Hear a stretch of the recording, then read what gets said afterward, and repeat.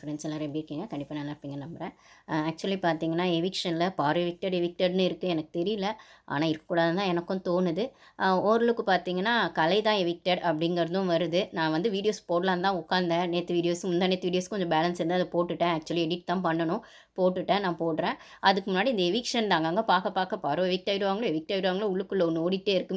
என்னதான் நம்ம இந்த பிக் பாஸ் பார்க்கும்போது யார் கூடயும் எமோஷனலா கனெக்ட் ஆகக்கூடாது அப்படின்னு பார்த்தாலும், ஏதோ ஒரு இடத்துல யார் கூடயாவது எங்கேயோ ஒண்ணு கனெக்ட் ஆயிடுவோம்னா, அவங்க ஓகே. நான் பாரு வின்னர் மெட்டீரியல்லாம் கண்டிப்பா சொல்ல மாட்டேங்க. 70, 80 டேஸ் ஒரு லுக் வச்சிருப்பாங்க. இல்ல அட்லீஸ்ட் வைல்ட் கார்டு உள்ள வந்து செட் ஆகுற வரைக்குமாவது பாரு வச்சிருப்பாங்க. ஏன்னா, அவங்ககிட்டயும் நெறைய ஃப்ளாஸ் இருக்கு. ஸோ முதல்லயே நெகட்டிவா அவங்க ப்ரொஜெக்ட் ஆனதுனால, வின்னர் மெட்டீரியல் கொண்டு போவாங்களான்னு தெரியல. பிளஸ் வைல்ட் கார்டு எப்படி ஆடுவாங்கன்னு தெரியல அப்படின்னு சொல்லும்போது கன்டென்ட்காக யூஸ் பண்ணிக்கிட்டாங்கன்னு ஆப்வியஸா தெரியும். ஸோ 70, 80 டேஸா வச்சிருப்பாங்கன்னும்போது, ப்ளஸ் இப்ப இந்த டைம்ல அவங்க வெளில அனுப்பிச்சா பேட் நேமோட வெளில போவாங்கன்றதுல எந்த டவுட்டும் இல்ல. கிட்டத்தட்ட ஆதிரை, எஃப்ஜே விஷயம் மாரி தான் கமருதீன், பாரு ஆயிடும் அப்படின்னும்போது தான் எனக்கு கஷ்டமா இருந்தது. ஸோ பார்த்தா ஓரளவுக்கு இப்ப கலை தான் எவிக்டட். இல்ல கலை டபுள் எலிமினேஷன்னு வரும்போது, சிங்கிள் எலிமினேஷன் கூட ஓகே. கலை அனுப்ப போறாங்களா, அரோரா அனுப்ப போறாங்களா அப்படிங்கிறதுல அவங்க 2 பேர்ல பாரு எஸ்கேப் ஆயிடுவாங்கன்னு. ஆனா டபுள் எலிமினேஷன்னு வச்சா, அரோரா கூட சேர்த்து வந்துட்டு பாரு அனுப்பிச்சிருவாங்களோ அப்படிங்கிற மாரி இருந்தது. இல்ல கலை கூட சேர்த்து பாரு அனுப்பிச்சிருவாங்களோ அப்படிங்கிற மாரி இருந்தது. பார்த்தா சிங்கிள் எவிக்ஷன் தான் சொல்றாங்க. அரோராவும் கலையும் தான் போல இருக்கு.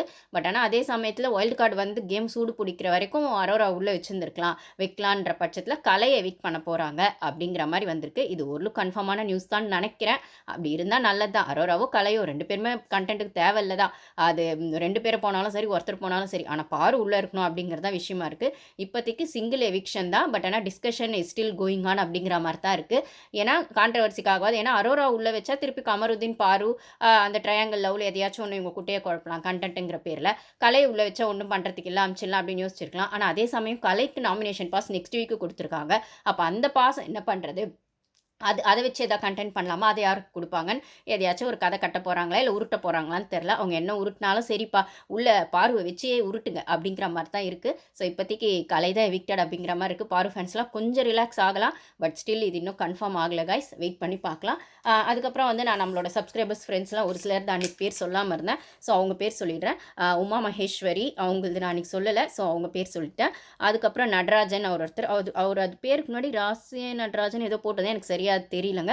ப்ரொனன்சியேஷன் தப்பா இருந்தா மன்னிச்சிடுங்க. ஸோ வந்து நடராஜன் அந்த பிரதர். அதுக்கப்புறம் ஸ்ரீதேவி, அப்புறம் உமேஷ் குமார், தினேஷ் குமார். உமேஷ் குமார் அப்படிங்கிறவர் பார்த்தீங்கன்னா, இன்னைக்கு ஏஏ அப்படி அதாவது நான் வினோத் பத்தி ஒரு வீடியோ போட்டிருப்பேன். அந்த அந்த கிளாரிட்டியும் நான் இந்த வீடியோலயே குடுத்துடுறேன். ஆக்சுவலா பார்த்தீங்கன்னா, வினோத் வந்து ஹக் பண்ண மாரி ஒரு வீடியோ இருக்கும். அது சோஷியல் மீடியா ஃபுல்லா தப்பா வைரல் ஆச்சு. ஐ மீன் தப்பா சரியான்னு எனக்கு ஆப்வியஸா தெரியலங்க. எனக்கு அந்த அளவுக்கு நாலேட்ஜ்லாம் இல்ல. அது ஃபேக் வீடியோவா இல்ல எப்படி எடிட் பண்ணி கட் பண்றாங்களா அப்படிங்கிறது தெரியல.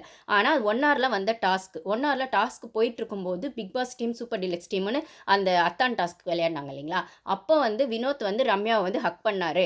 அந்த ஹக் பண்றதுல ரம்யாக்கு வந்து கம்ஃபர்டபுளா இல்ல. அவங்க மூஞ்சி சுளிச்சாங்க அப்படிங்கிற மாரி தான் வீடியோ வைரல் ஆச்சு.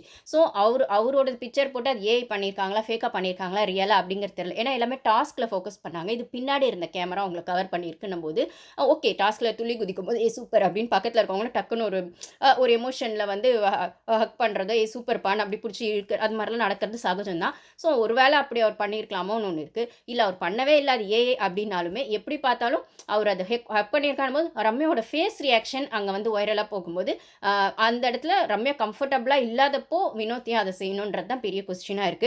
அப்போ ஒருவேளை அப்படி இருந்திருந்தா ரம்யா ஏன் வாய்ஸ் அவுட் பண்ணல? அகெயின் பொம்பளைங்க மேல, பொண்ணுங்க மேல வர அதே கொஸ்டின். ஏன் வாய்ஸ் அவுட் பண்ணல? ஏன் சொல்லல? ஏன் ஓப்பனா பேசல? அதே கொஸ்டின் ரம்யா மேல வருதுன்னும்போது, இது உண்மையா பொய்யான்னு எனக்கு தெரியல காய்ஸ். ஸோ அந்த வீடியோ ஃபேக்கானோ எனக்கு தெரியல. அப்படி அவர் இருக்காரு அப்படின்ற பட்சத்தில வோட்டிங் அவருக்கு எப்படி வருது அப்படின்னு ஒண்ணு இருக்கு. இல்ல அப்போ அப்போ ஏற்கனவே வந்து அவருக்கு டாஸ்க்லயே வந்து கெமிய வந்து ஒரு வாட்டி ஹக் பண்ணுவாருன்னு தெரியாம பட்டாலும் அவ்வளோ ஜென்யூனா சாரி கேட்பாருன்னு ஒரு விஷயம் இருக்கு. ஆனா அரோராவே ஒரு வாட்டி ஹக் பண்ணியிருக்காருன்னு ஒரு பக்கம் சொல்றாங்க. அங்க வந்து ஹக் பண்றதுங்கிறது பெரிய விஷயம். எல்லாருமே ஹக் பண்ணிக்கிறாங்க. ஒருத்தர் வந்து கேஷுவலா பேசிக்கிறாங்க. மாமா, மச்சான், பிரதர்ன்னு பேசிக்கிறாங்கன்னும்போது, அந்த ஆப்போசிட்ல இருக்கவங்க அது ஒரு கன்சர்னா, அது ஒரு விஷயமா எடுத்து வைக்காத வைக்க நம்ம அதுக்குள்ள போ முடியாதுன்னு சொல்லும்போது, ரம்யாவோட ஃபேஸ் ரியாக்ஷன் தான் இங்க எல்லாருக்கும் ஒரு கொஸ்டின் மார்க்கா இருக்கு. அப்படின்னு சொல்ற இடத்துல நம்ம எதுவுமே சொல்றதுக்கு இல்ல. ஸோ அந்த சூழ்நிலையில அங்க இருந்தவங்களுக்கு தான் அது உண்மை தெரியும்ன்னும்போது, அது தப்போ சரியோ எனக்கு தெரியாது. ஸோ அந்த வீடியோ உண்மையா ஃபேக்கா அப்படிங்கிற மாரிலாம் எனக்கு ஒரு கன்ஃப்யூஷன் இருந்தது. நான் போட்டுட்டேன். அப்ப அதுக்கு வந்து அது ஏஐ அப்படிங்கிற மாரி உமேஷ் குமார் அந்த பிரதர் வந்து ரிப்ளை பண்ணியிருந்தாரு. ஓகே ஏஐ இருக்கு அப்படின்னும்போது நான் அந்த வீடியோ போட்டுட்டு கீழ வந்து அது உண்மையா பொய்யா சொல்லுங்க மக்களேன்னு போட்டிருந்தேன். அது நம்மளுக்கு தெரியாதுங்க. தப்பான வந்து ஒரு விஷயத்த நம்ம ஸ்ட்ராங்கா சொல்ல முடியாது. இல்ல அங்க என்ன நடந்துச்சுன்னு தெரியாமயும் பேச முடியாது. அப்படின்னும்போது இந்த கிளாரிட்டி நான் குடுத்துர்றேன். அது ஏஐன்னு சொன்ன உமேஷ் குமாருக்கு ரொம்ப தேங்க்ஸ்.